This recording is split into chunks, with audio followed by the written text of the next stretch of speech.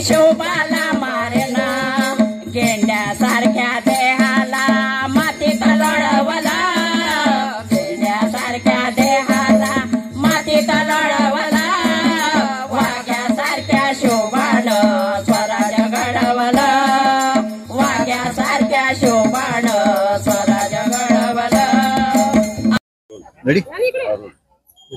चंद्रकांत खंगार व मित्र परिवार इथे भजन स्पर्धेचं आयोजन करण्यात आलं आहे। प्रभाग 31च्या वतीने चंद्रकांत भाऊ खंगार यांच्या वतीने चैतन्य स्पर्श महिला भजन स्पर्धेचं आयोजन इथे केलेलं आहे।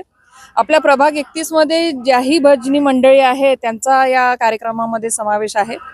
प्रथम भजन रामाचं म्हणावं, गेले 500 वर्षापासून जे रामाचं मंदिर बनलं नव्हतं ते आता मोदीजी सरकारमध्ये जे बनलेलं आहे आपलं रामाचं मंदिर, 25 तारखेला आपला मोठा भगवा तिथे लहरणार आहे। त्या निमित्त चंदूभाऊंच्या मनामध्ये कल्पना आली की आपण देखील आपल्या प्रभाग 31 मध्ये भजन स्पर्धा घ्यायला पाहिजे आणि चांगला विचार त्यांच्या मनामध्ये आला आणि त्यांनी तो विचार या कार्यक्रमाच्या माध्यमातून आज साकार झालेला आहे।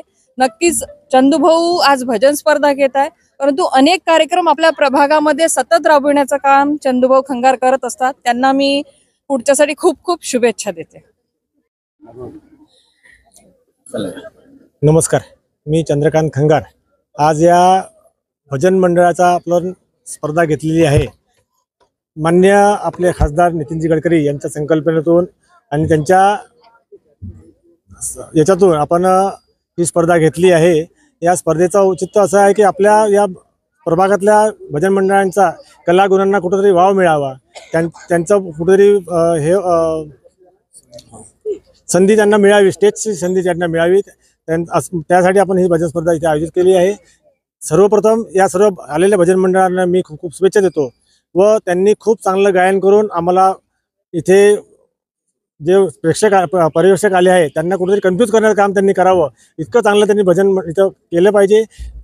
ही भजन स्पर्धा माननीय आमचे आमदार दक्षिण नागपूरचे आमदार श्री मोहनजी मते यांच्या मार्गदर्शनात आम्ही करत आहोत।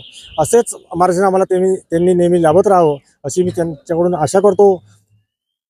किती भजन मंडळांनी इथे पार्टिसिपेट? 34 भजन मंडळांनी इथे पार्टिसिपेट केलं आहे। फक्त प्रभागातलेच भजन मंडळ इथे आपण हे केले आहे।